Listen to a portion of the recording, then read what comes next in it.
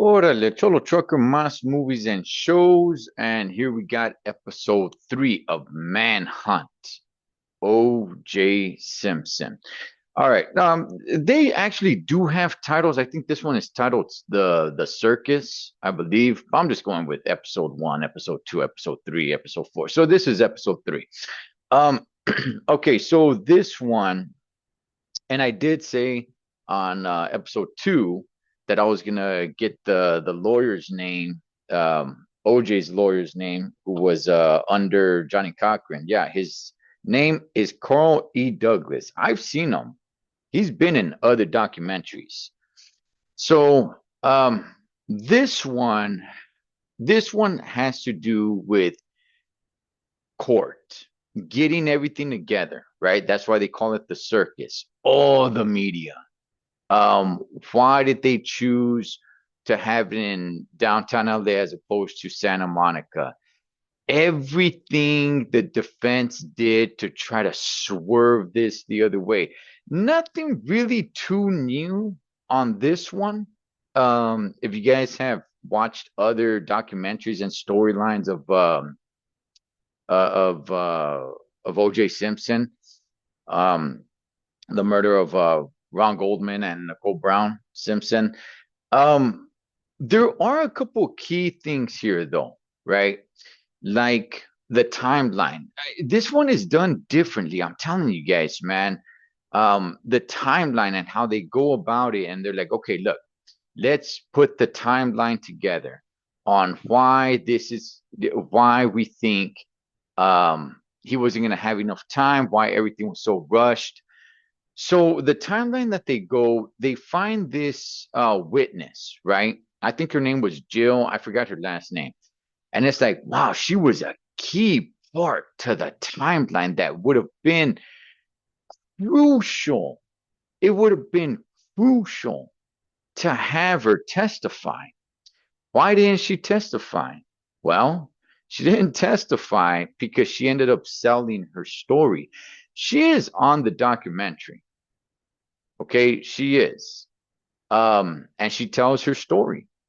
And she tells her story why she sold her story. And that was because she was kind of needing money at the time. And people had told her, like, hey, a lot of people are selling their stories. Don't worry about it. And she sold her story. And when she did that, she no longer was credible to testify. And it's like, damn. And she is on this documentary. So that was interesting to see. Also, hearing the story from Christopher Darden, who was one of he was alongside gosh, now I forgot her name, right?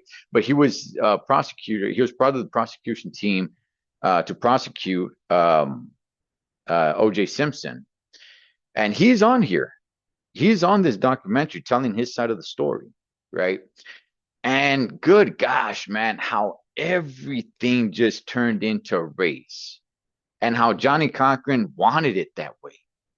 It's like, okay, we got to put it all through the media that the only reason that Christopher's on this is because he's black.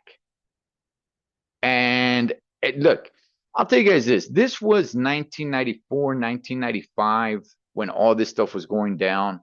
I was a teenager. I wasn't reading newspapers. I wasn't really keeping up with everything that's going on in the media. Yeah, I mean, a little bit here and there. This was a big story, absolutely, at the time. But I wasn't, I was a teenager. I was, doing teenage stuff. I wasn't super duper 100% all in on what's going on with the OJ Simpson case, right? Um, so I wasn't really aware that all this was, how it was being portrayed. And as they said, the tabloids and magazines and all the shows on television, all the talk shows and the news every single night. And I mean, it was being pushed, that he was an Uncle Tom, that I was just so much, so much. And the jury, they had 8 black women on the jury. And it was like, wow, they wanted to go that way. The defense wanted it that way. They wanted specifically black women, not black dudes. Keep in mind, not black men. They wanted black women. And that was their goal, man. That was their goal. Let's turn this completely into race. Now, it's crazy because O.J. Simpson, and I'm sure everybody knows this already, but O.J. Simpson was never connected to the black community, and there's so much of him saying where it's like, hey, you know what? He doesn't look at himself as a black man. He just looks at himself as O.J. Simpson. He had a bunch of white friends. He was never, never, ever, Mr. Put the fist up in the air, proud to be black kind of dude. Never, not even close to anything of that sort. But that's what they turned him into. That's what they turned him into. And the the bad the battery, man, that was taking place, or the battery, I'm sorry, the domestic violence that was taking place between Nicole Brown Simpson and OJ.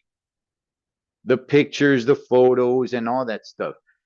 There's something, as I was watching that, I was thinking like, I wonder if that happened today, would that just kind of still go over everybody's head? Because at that time, you know, spousal abuse wasn't really, in the forefront. Nobody, and I'm not gonna say nobody cared, but not like today. A dude beating his wife or hitting his wife at that time, like I said, I'm not saying that everybody thought it was okay. No, no, no, no, no, no.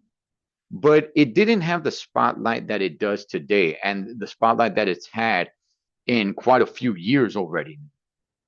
So I'm wondering if somebody tells you, hey, man, that dude beats his wife or he's a woman beater, it's like, wow, it holds a lot more weight today than it did back then.